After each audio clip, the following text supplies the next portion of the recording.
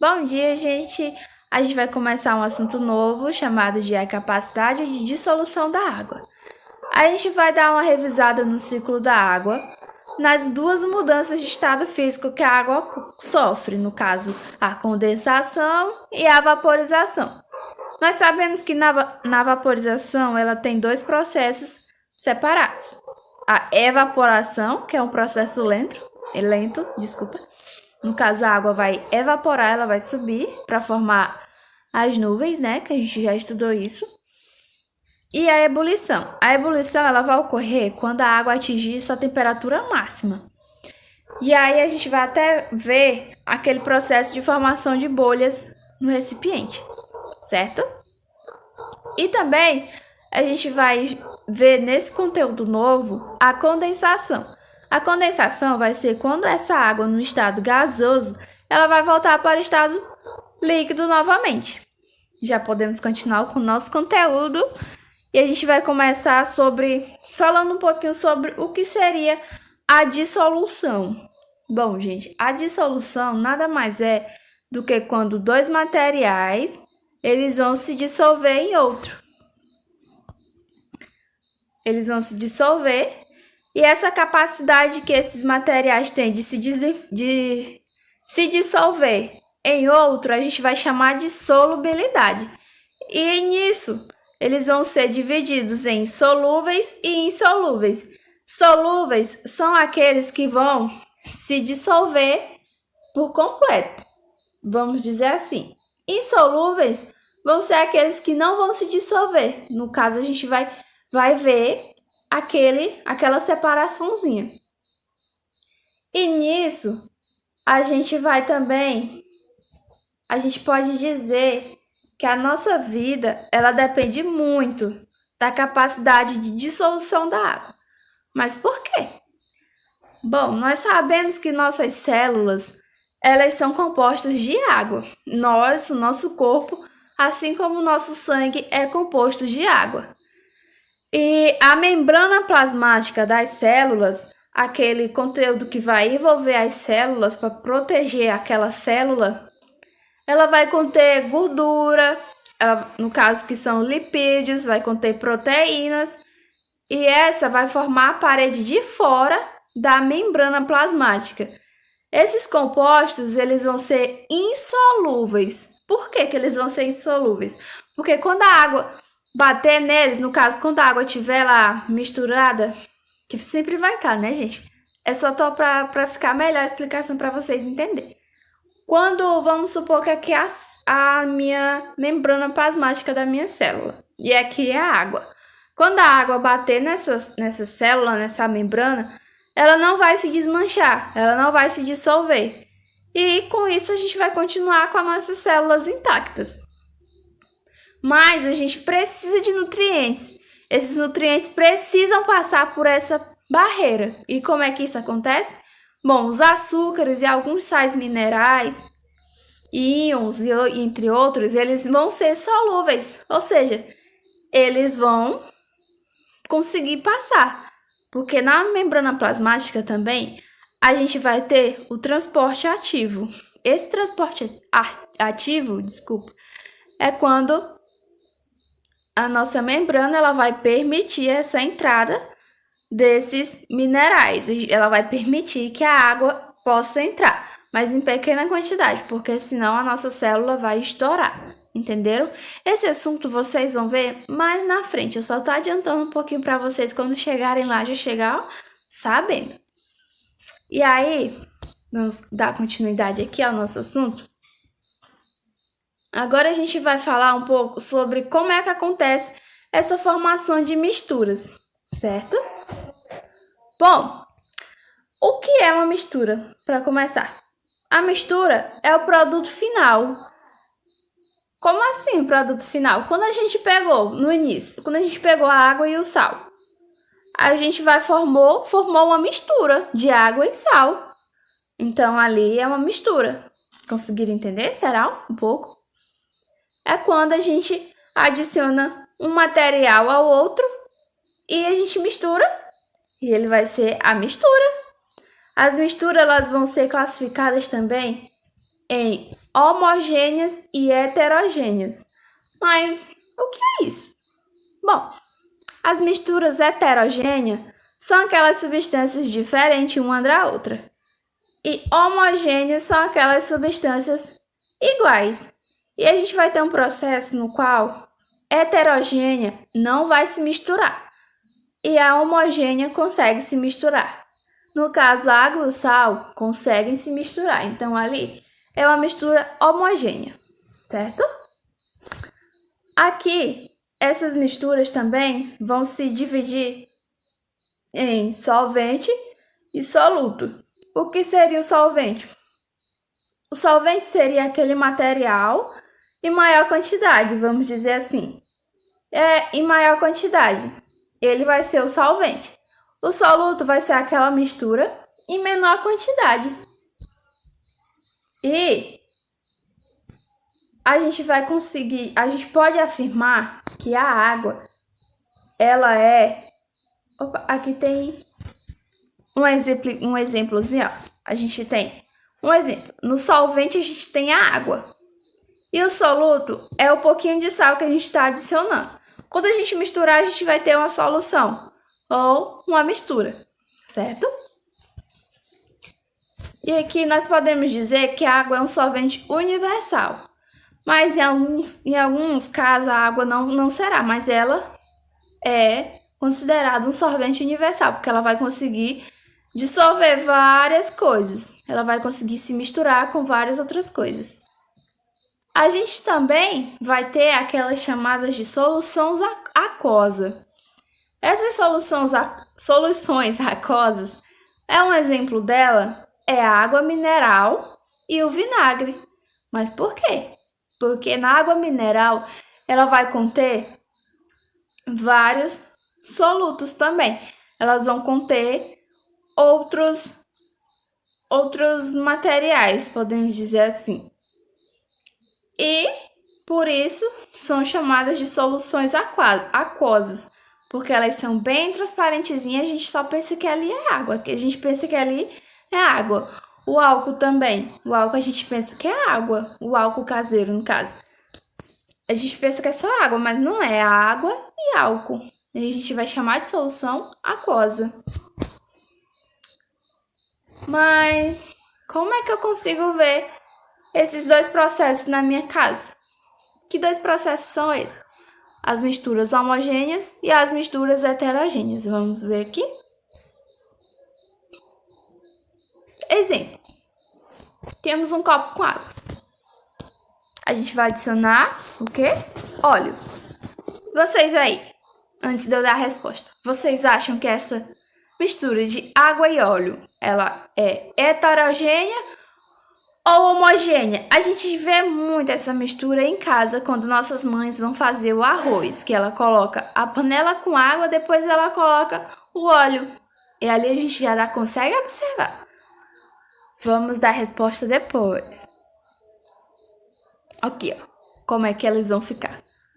O óleo tá em cima e a água tá embaixo. Já dei uma resposta aí. Já dá pra gente sacar o que é que ela vai ser.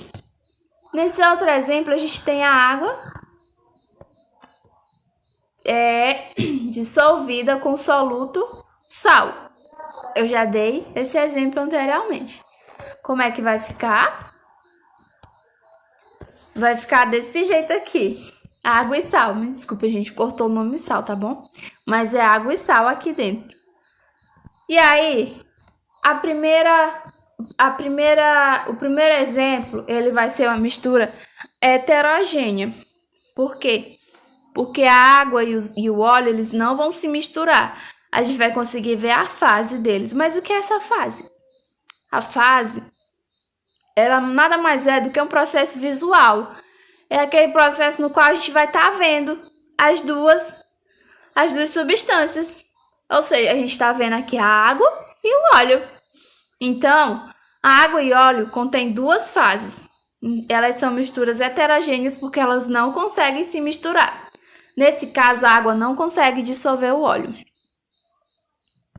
Nesse de baixo, a gente vai ter uma mistura homogênea. Por quê?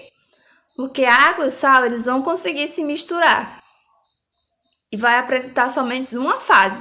Por quê? Porque a gente vai estar observando somente a água, para a gente vai ter só a água. Dando uma revisada geral aqui de novo. A água e o óleo não se misturam. A gente consegue ver a água e o óleo, né? Separadinho. A gente vai chamar isso de mistura heterogênea. E contém duas fases, porque a gente está conseguindo ver tanto o óleo quanto a água. No segundo exemplo, do sal e da água, a gente não consegue ver o sal, porque ele vai estar dissolvido naquela água. Então, é só uma fase, e é mistura homogênea. Mas a gente tem que lembrar de uma coisa. Se a gente colocar muito sal nessa água, ou até mesmo muito açúcar na água, a gente vai conseguir ver aquele montinho de sal ou montinho de açúcar na água. E ali, a gente já vai estar conseguindo ver duas fases, entendem? Vamos passar para outro. A separação de misturas. A gente vai ver agora como é que ocorre essa separação de mistura.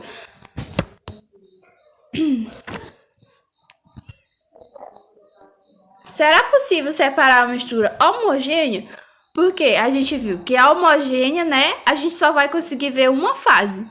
Ou seja, porque vai estar muito dissolvido naquela água, vai estar muito misturada. No exemplo do sal e da água, eles vão estar tão misturados que a gente só vai conseguir ver a água. No caso aqui, ó, meu copo com água. Se eu colocar o sal, a gente não vai conseguir ver o sal. A gente vai ver só a água. Vocês conseguem ver sal aqui? Não, vocês não conseguem ver o sal. Por quê? Porque a água conseguiu dissolver todo esse sal e eles se misturaram, formando uma mistura homogênea. Será que essa mistura homogênea é capaz de se separar? Vamos para o outra pergunta aqui.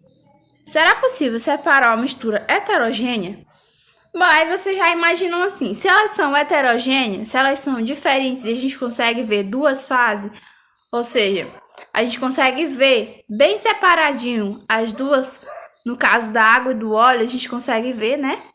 Então a gente já pressupõe, né? A gente já acha que sim, pode separar. Vamos ver agora, vamos conferir de pertinho para ver se realmente dá para separar. O primeiro é a decantação. A decantação, ela vai ser um processo que ela vai ocorrer também, gente. Ela vai ocorrer muito no nosso cotidiano. A decantação nada mais é do que, vamos ver aqui, ela vai se basear na densidade. O que é essa densidade? A densidade é quando o material, a gente tem um que é mais pesado do que o outro. Um exemplo, um copo com água, a gente tem um copo com água, aí a gente vai colocar terra. Quando a gente colocar a terra, que a gente espera um pouquinho, a gente vai ver aquela terra lá no fundo, né? Ali a gente chama de densidade. A terra é mais pesada do que a água, por isso ela vai lá pro fundo. Elas vão ser também heterogêneas, ou seja, elas não vão se misturar. Essa decantação é para separar misturas heterogêneas, que tem a maior densidade, no caso. Como é que vai acontecer esse processo? Como é que esse processo ele é feito? Bom, a decantação a gente precisa deixar a mistura em repouso. O exemplo que eu dei foi o copo com água, né? E barro. Vamos ver aqui, ó, nesse primeiro exemplo. Ó. Ok? Aqui. Vocês conseguem ver aqui esse primeiro, né? A gente tem água e a gente tem terra dentro. Em primeiro momento, essa água e essa terra vão estar quase que misturadas, né? Algumas vezes podem até se misturar, mas quando a gente deixa essa água em repouso, a gente vai ver que essa terra ela vai lá pro fundo do copo. Por quê? Porque ela é mais densa, ela é mais pesada, por isso que ela ficará no fundo. E a menos densa, ou seja, a mais leve, ela vai ficar aqui em cima, no caso a água. Ficou em cima. A água de cima, ela tá limpa, podemos dizer assim. Depois disso, a gente vai pegar com cuidado, essa água aqui, ó, desse recipiente, a gente vai pegar com cuidado para transferir para outro, no caso, para transferir para esse recipiente aqui, somente a água, sem a terra aqui, ó. A gente consegue ver que tem a água limpinha. Esse é o processo de decantação. O processo de decantação, como eu já falei para vocês, ele é um processo que ocorre de forma voluntária, involuntária no caso, me desculpe. Involuntária, ou seja, às vezes a gente não controla no nosso cotidiano. Esse processo de decantação vai ser explicado também quando a nossa mãe faz um suco de maracujá, né? Ou então um suco de acelora, até mesmo, um suco de maracujá e o de acelora. Quando ela tá batendo ali no liquidificador, a gente vai ver que tá tudo misturado, a água com a polpa da fruta, né? Mas depois de um certo tempo que a nossa mãe coloca na jarra, quando demora um pouco, aquela polpa, algumas vão ficar um pouco mais em cima e outras vão ficar embaixo, né? A de maracujá, muitas vezes, ela fica em cima. E a de acelora, ela vai ficar embaixo. Entendem? Vai ficar como se tivesse aqui, nessa imagem aqui, ó. Aí, o que acontece? Aconteceu o processo de decantação. Mas a gente não induziu. Foi com o tempo, né? Foi com uns minutinhos que a gente deixou lá a jarra de suco parada. E pra gente reverter esse processo, pra gente fazer com que esse processo acabe, a gente vai pegar e vai mexer a jarra de suco, né? Quando a gente mexe, tanto a polpa do suco quanto a água, elas vão se misturar novamente. Assim, pode ser revertido o processo de decantação aqui. Se a gente quisesse misturar de novo essa água com essa areia, a gente poderia, né? E agora vamos passar para o outro processo. Um lembrete aqui, gente. Como eu falei, a decantação é um processo que acontece sempre no nosso cotidiano, é involuntário. Esse exemplo que eu dei, né, da decantação do suco de acelora ou de maracujá, que quando a gente espera alguns minutos, quando a nossa mãe até mesmo coloca na geladeira, que eu tomei 1 hora o suco, 1 hora. Quando foi 3 horas que eu fui tomar o suco de novo, tava separado.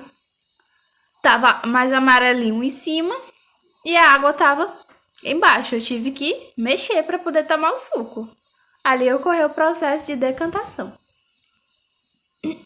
Vamos para o outro. A filtração. A filtração, ela é um processo também que acontece muito no nosso cotidiano. Às vezes não. Quem tem o filtro em casa, acontece esse processo de filtração. Tem aqueles filtros que já vem embutido na torneira, que a gente pega e enche o litro de água pelo aquele filtro. O que acontece? Naquele filtro vai ter poros. Entendem? Vai ter tipo uma esponjinha. Quando a gente pega uma esponjinha, né, cheia daqueles buraquinhos bem pequenininho, ali é chamado de poros. Aí nesse filtro vai ter poros, que esses poros eles não vão permitir a entrada de certas substâncias.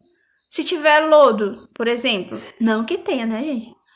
Mas se tiver lodo, aí aquele poro ele vai funcionar ali, funcionar como uma barreira. Ele vai impedir que aquele lodo passe para o nosso copo de água ou para a água que a gente vai botar na nossa garrafa. Olha o processo de filtração. Bom, o processo de filtração ele vai separar as partículas sólidas das misturas. Aquelas partículas sólidas Um exemplo é o café. Vou dar mais adiante esse exemplo, tá bom? Esse processo ele vai envolver também misturas heterogêneas. Por quê? Porque elas não vão se misturar, entendem? Vão ficar... vai ficar sempre a mais densa no fundo. Processo de heterogêneo. E aí, a mistura, ela vai passar por um filtro. Nesse filtro vai ter poros, igual eu falei do filtro. E esses poros vão separar as partículas sólidas do líquido. Simples assim. E esse processo ocorre quando a gente vai coar o café. Quando nossas mães estão coando o café para tirar a borra. Então, o que as nossas mães estão fazendo? Elas estão separando o líquido do sólido. Entenderam? Caso vocês não tenham entendido, eu quero que vocês comentem no grupo do WhatsApp, tá bom? Vocês perguntem, vocês falam. Ou pra mim, ou então vocês podem chamar. Vocês podem botar: Glênio, eu não entendi isso, me explica. Ana Clécia, não entendi isso, me explica. Que a gente vai estar explicando novamente pra vocês no WhatsApp, tá bom, gente? Vamos passar agora para a evaporação. Lembram que a evaporação é quando a água no estado líquido vai passar para o estado gasoso. Essa evaporação, além do processo de formação das chuvas, ela é utilizada na obtenção do sal de cozinha. Como assim? Bom, vocês estão vendo aqui a gente chama de salina, onde tem esse monte de sal. Tem esses coisinhas aqui, gente. Tá em vermelho, não sei se vocês vão conseguir ver. Essas coisinhas aqui são tipo como se fossem os recipientes que eles vão colocar o sal. Então, eles vão colocar o sal, que é retirado do mar, nessas valas.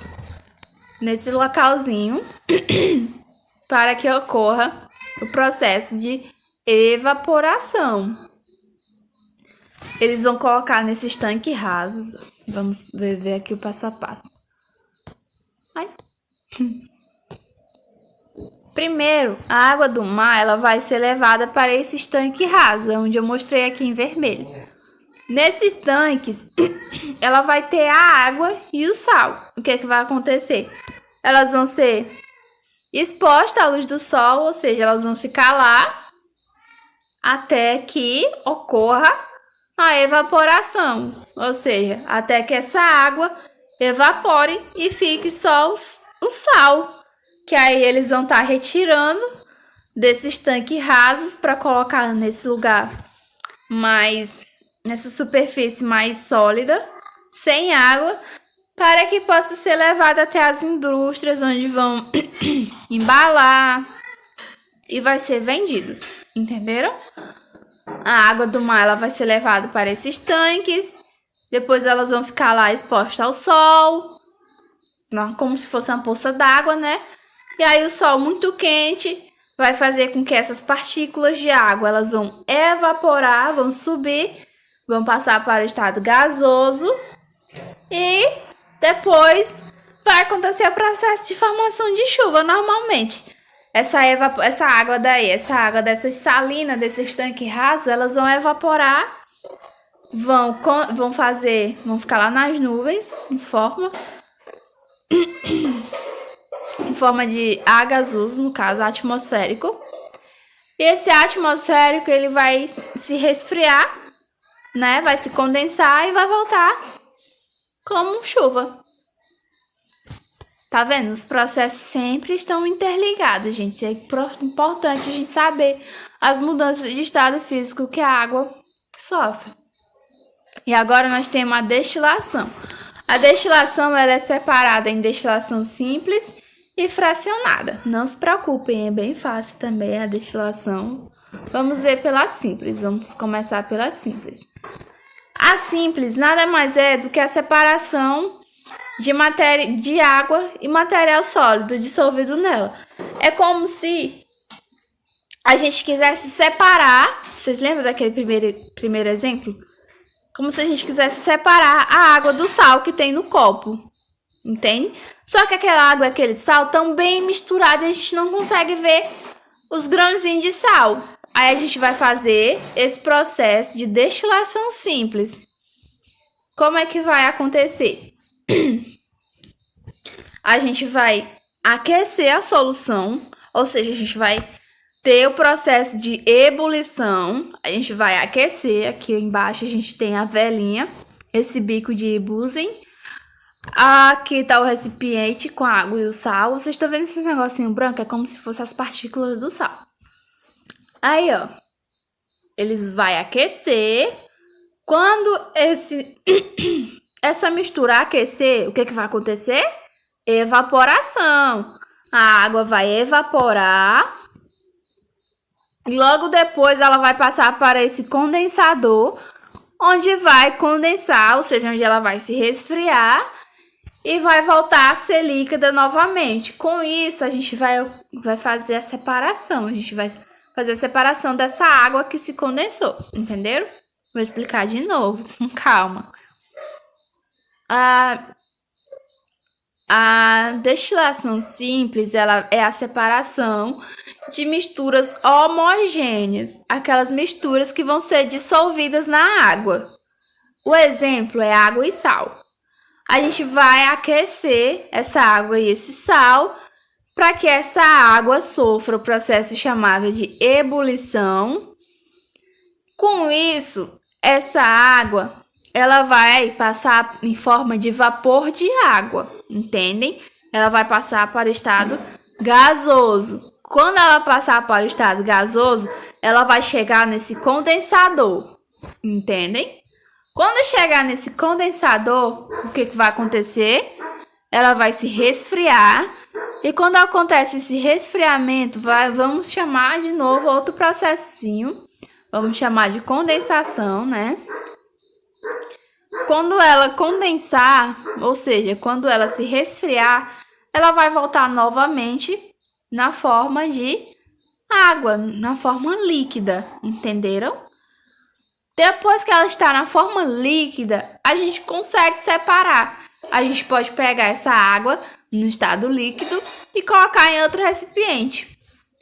E agora a gente vai ver a destilação fracionada. A destilação fracionada, ela ocorre no processo do etanol. Etanol, para quem não sabe, é a cachaça. A cachaça que nossos pais bebem é formada a partir do processo de... Ai, gente, desculpa, a garganta tá meio surrada. Enfim, a produção da cachaça ela é feita através do processo de destilação fracionada. Essa destilação fracionada ela vai parecer muito com a destilação simples, só que vai ter uma diferença, a gente vai ver agora. A gente vai aquecer essa mistura homogênea, ou seja, a gente vai aquecer a água e o etanol. Vamos dizer, a água e a cachaça, né? A gente vai aquecer esses dois e o que é que vai acontecer? Quem tiver o menor ponto de ebulição vai evaporar. Ou seja, o menor ponto de ebulição é aquele que demora menos tempo para ferver. A água ela demora um pouquinho de tempo porque seu ponto de ebulição é 100 graus Celsius. E aí, quem tem o menor tempo de ebulição, que demora, por exemplo, que tem 50 graus Celsius, a partir de 50 graus Celsius, ela evapora. Mas como é que essas pessoas vão saber essa temperatura? Tem o termômetro que vai estar medindo. E aí, vai acontecer todo o processo. Ou seja, vamos supor que a água demora 5 minutos para ferver. Ali, aqueles 5 minutos, ela vai de 0 graus Celsius, zero não, da temperatura ambiente que ela está, vamos supor 36 graus, que é a nossa temperatura, e ela vai passar para 100 graus Celsius em 5 minutos. Vamos supor que a cachaça, ela demore 3 minutos para ferver. Ela vai conter o menor tempo de ebulição, certo? O menor ponto de ebulição. Como ela contém o menor ponto de ebulição, ela vai evaporar.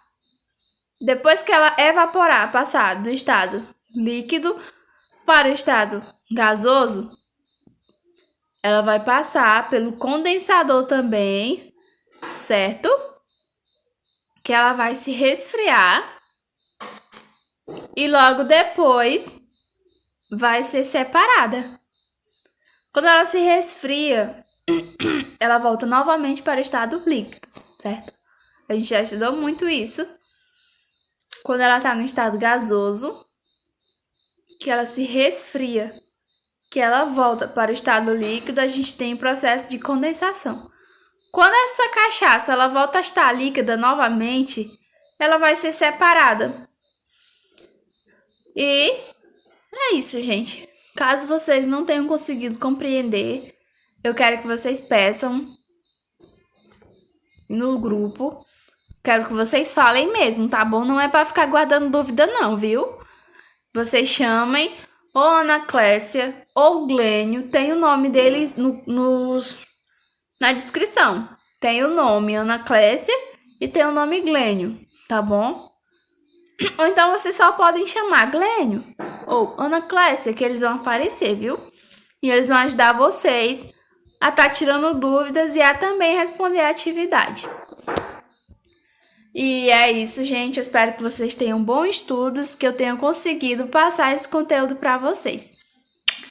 Até a próxima aula. Lembrando que nossa próxima aula, a gente vai ter aula pelo Google Meet, tá bom? Então já vão se preparando, porque sexta-feira que vem a aula vai ser ao vivo. Tchauzinho!